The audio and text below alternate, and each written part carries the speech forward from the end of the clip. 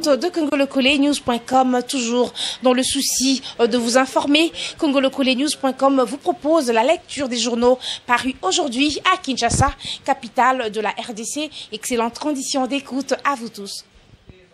Bonjour, Congo Nouveau ouvre cette revue de presse et titre « Enjeu politique, l'argent de Kabila divise l'opposition congolaise ». Au journal d'affirmer que la guerre médiatique fait rage entre les deux camps politiques.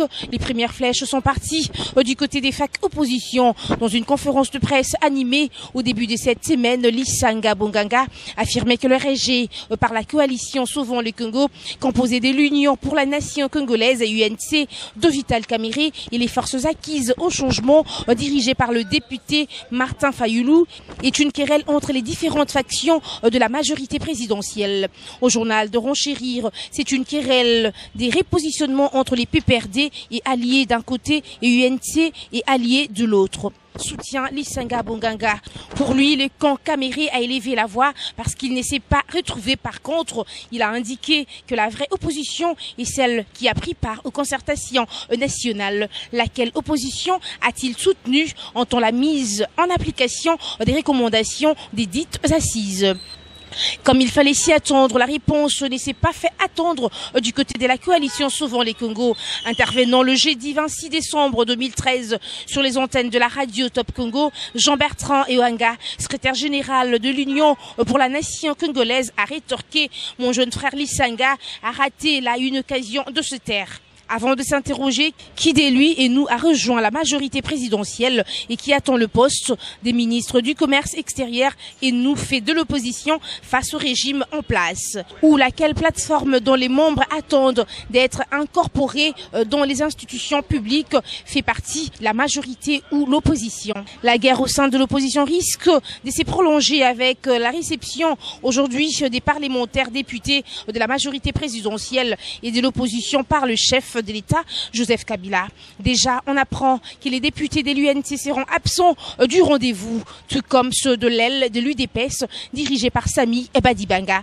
Les gagnants de cette bataille, selon plusieurs sources, la guerre n'est fait que commencer entre les deux camps politiques de l'opposition.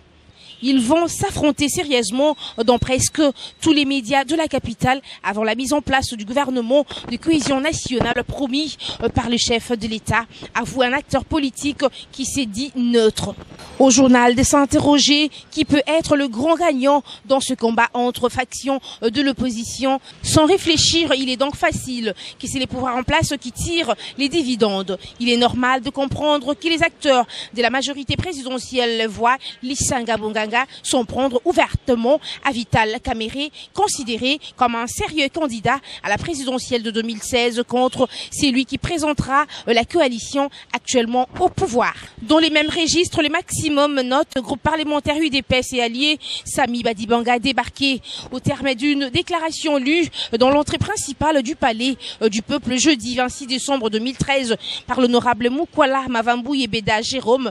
La majorité des députés du groupe parlementaire Union pour la démocratie et le progrès social, ou c'est qui en tient lieu parce qu'une autre majorité avait déjà claqué la porte du groupe, a désavoué Sami Badibanga Ntita et les membres de son bureau, renseigne le journal. On leur reproche d'avoir instauré une pensée unique, principalement par conséquent, ce bureau n'a plus qualité d'engager les groupes parlementaires UDPS et alliés. Ont assuré les députés tshisekidistes qui n'en ont plus à leur première dislocation à la chambre basse du Parlement. Conformément au règlement intérieur de l'Assemblée nationale, les doyens du groupe parlementaire UDPS et alliés, Mukwala Mavambu Beda Jérôme, a logiquement été désigné pour diriger les groupes parlementaires. Le potentiel enfin boucle cette revue de presse avec ce titre fin du M23. Insécurité en perspective au nord du pays. Le silence de Tshisekedi inquiète.